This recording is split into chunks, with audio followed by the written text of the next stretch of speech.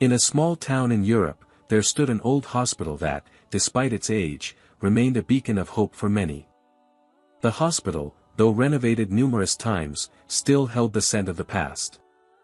There worked a senior doctor named Dr. Michael Aldrich, an internist known for his intelligence, meticulousness, and deep empathy. He was also known as a devout Christian, active in his local church community.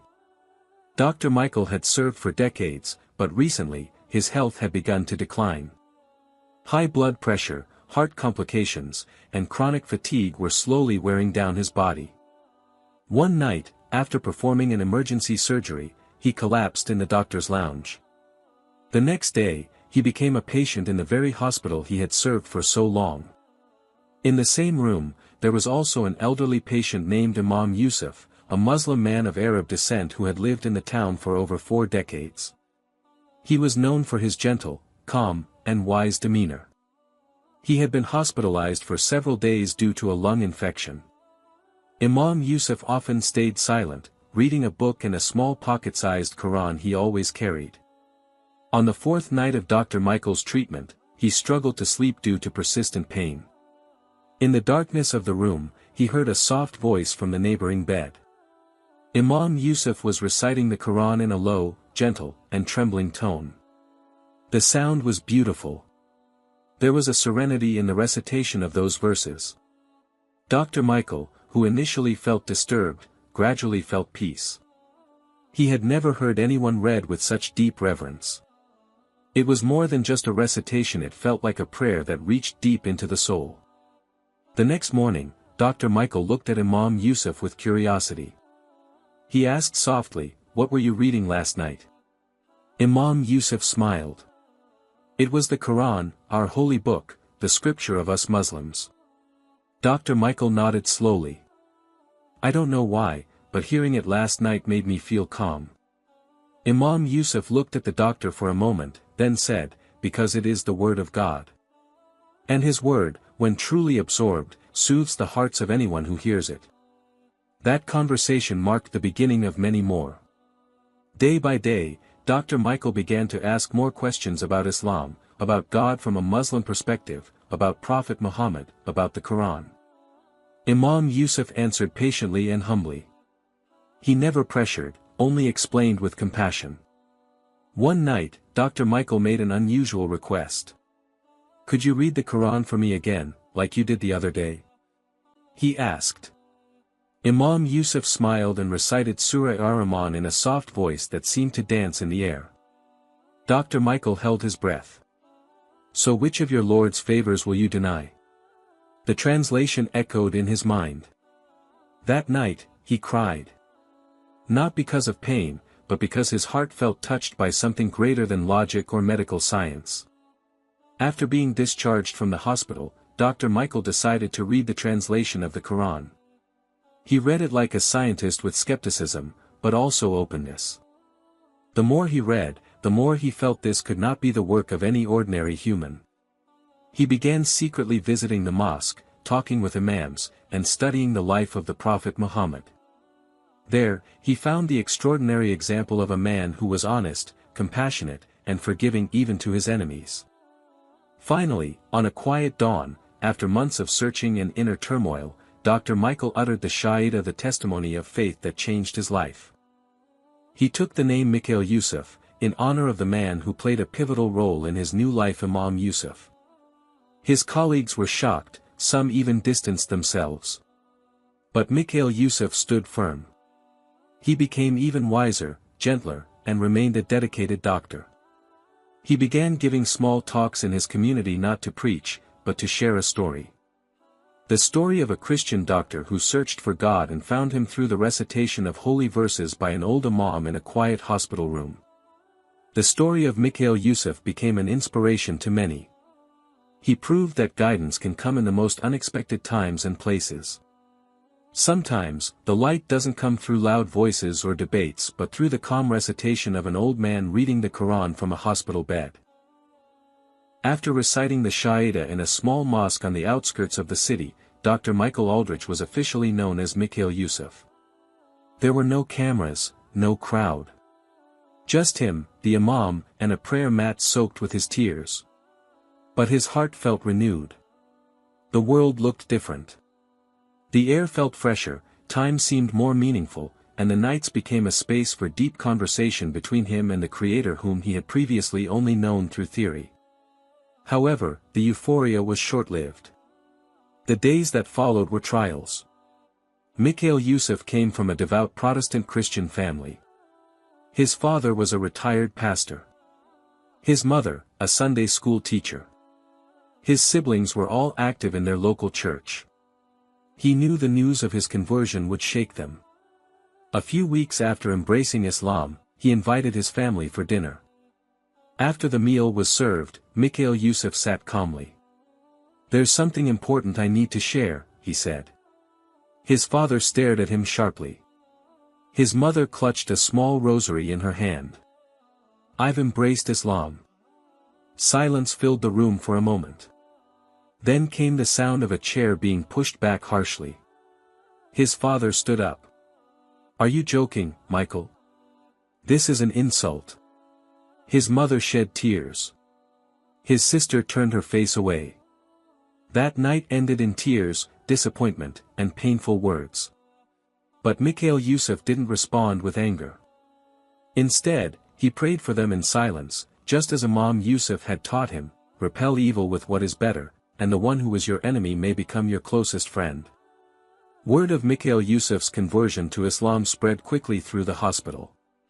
Some colleagues respected his choice, but many began to distance themselves. Some questioned his professionalism. Others made subtle remarks like, "Growing a beard now, Mick? Going for the Middle Eastern look?" But Mikhail Yusuf remained focused. He proved that Islam did not diminish the quality of his work or his care for patients. On the contrary, he became more patient, calmer, and more attentive to the stories behind each illness. He decided to carry on as usual, but now, with purpose. He no longer just healed bodies, he now sought to inspire hearts. A few months later, Mikhail visited Imam Yusuf's modest home. When the door opened, their eyes met. Imam Yusuf smiled. "Mikhail Yusuf." "Thank you," Mikhail said, his voice heavy. They embraced.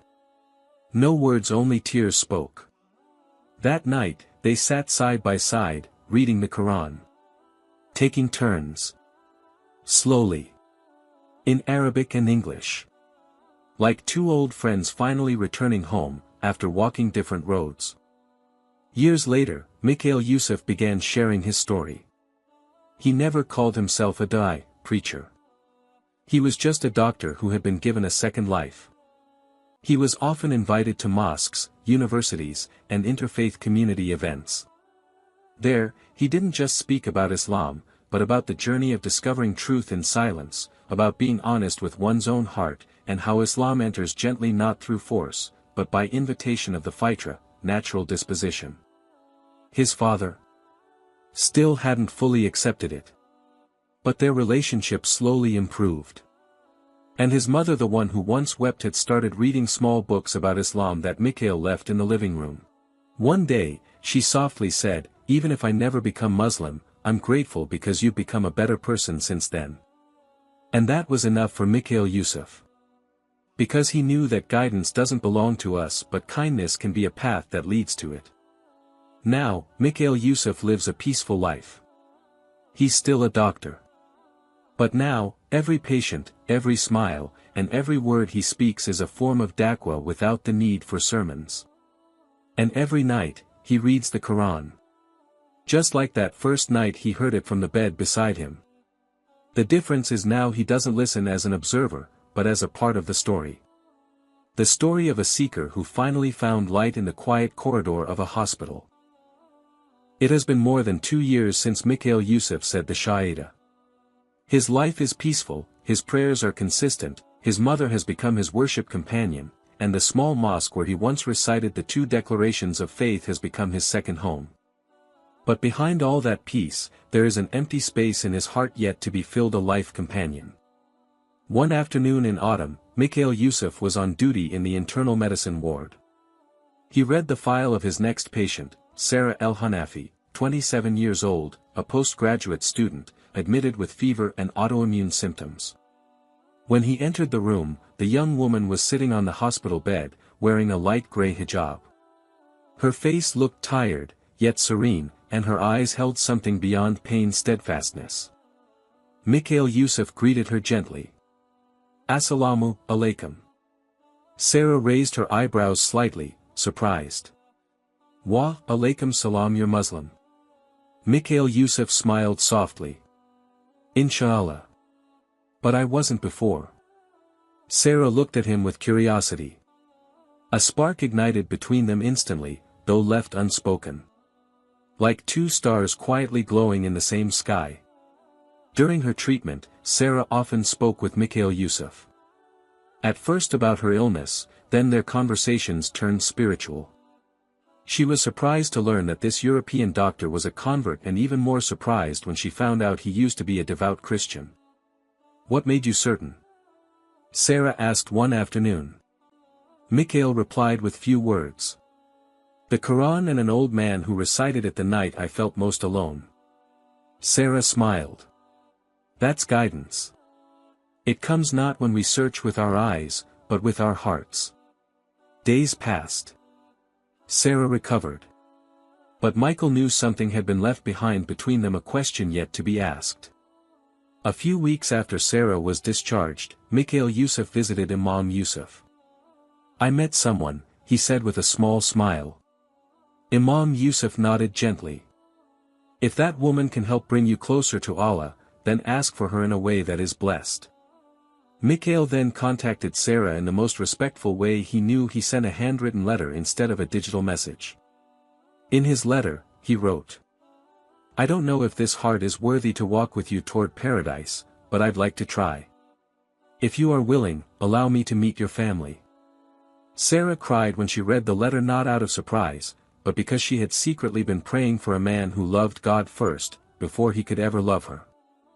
Their wedding was held simply at the same mosque where Mikhail Yusuf said his Shahada. It was attended only by close family, mosque friends, Imam Yusuf, and a few of Mikhail's co-workers who had come to respect his new faith. During the marriage vows, Mikhail Yusuf couldn't hold back his tears. He looked at Sarah with deep gratitude. "With you, I learned that true love isn't about finding someone perfect but about finding someone who wants to perfect worship together." Now, Mikhail Yusuf and Sarah are a couple growing together in faith. They often speak at Muslim convert and student communities. Sarah teaches Quranic interpretation for women, while Mikhail gives short talks on health and spirituality. They are not a perfect couple. But they have one strong foundation: they didn't find each other because they were searching for one another, but because they were both drawing closer to Allah.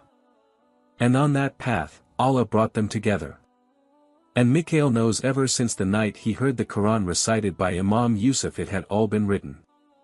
Even his meeting with Sarah in patient room 217 was no coincidence. It was part of destiny.